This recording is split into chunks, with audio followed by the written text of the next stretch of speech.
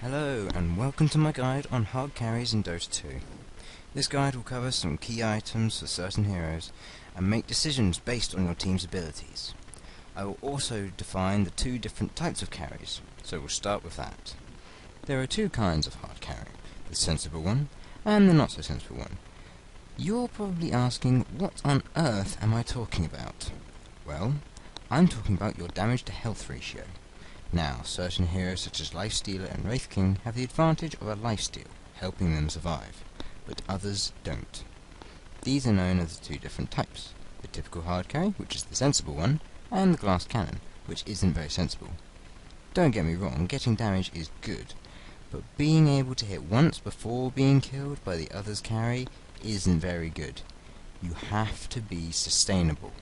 Now, items like Bloodstone, Heart of Tarask, Soul Cuirass, and Satanic are all good items for health and armor, while Butterfly and BKB are good for the magic resist and the evasion.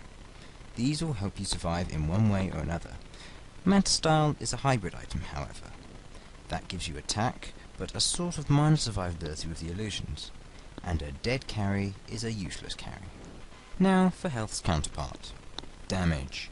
You need to do damage to actually do something in teamfights, so starting with damage items, then going into health items is a good idea, as long as their team isn't scaling well. By this I mean big teamfight ultimates, such as Enigma or Magnus's ultimate, who can take out your entire team, giving them the advantage, or high damage nukes such as Nyx or Lina, who can burst you down due to high damage. The actual items themselves vary, however.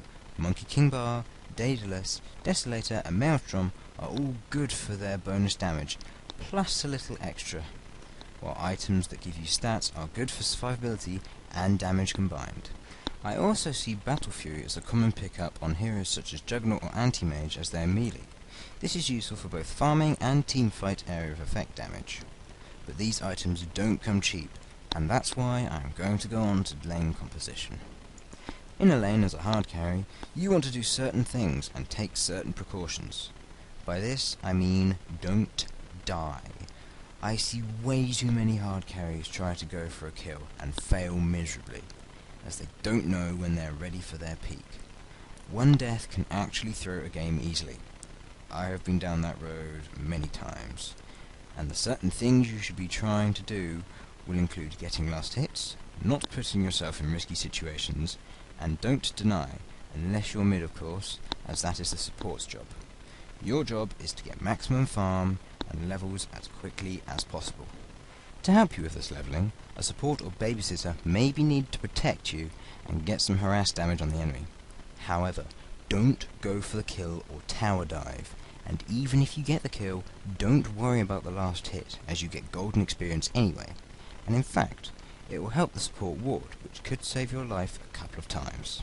Now, back to items. I see some hard carries go for Hand of Midas as first item. Yes, this is a good item that helps you get out of control in the late game, however it comes with a catch. If you die earlier on, you will lose gold, getting further behind and not being able to get it. With this in mind, know this. If you won't get it before 10 to 12 minutes, drop the attempt. Go for boots and other items, as it takes 2050 gold to make the Hand of Midas, and it gives you roughly 180 gold every time you use it. Yes, this is good, but it would take roughly 12 uses to get your money back. With a 90-second cooldown, that is 90 times 12, which is 1060. That is 1060 seconds to get your refund, which is almost 18 minutes. Yet it also gives you a 2.5 times the amount of experience a creep would normally give you, allowing you to scale better, but it has more use the longer the game. Also, a special mention to Lone Druid, who Midas works well with, as he can get 2. Yes, 2. This is due to him and his bear having separate item cooldowns. Another note, if you know they or the enemy are a high pushing team, go straight for other items. This kind of decision is crucial.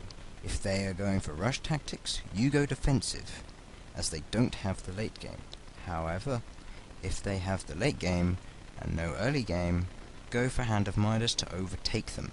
These small decisions can win you the game. Finally, my last topic, know your enemy. This will be covered in another guide about decision making and other tips and tricks.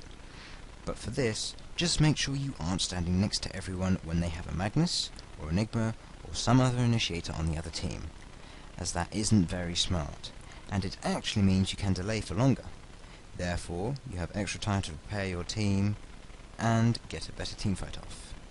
Thank you for watching, and don't forget to like if you enjoyed this video or if it helped you, and subscribe for more information about Dota 2 and its heroes. Goodbye.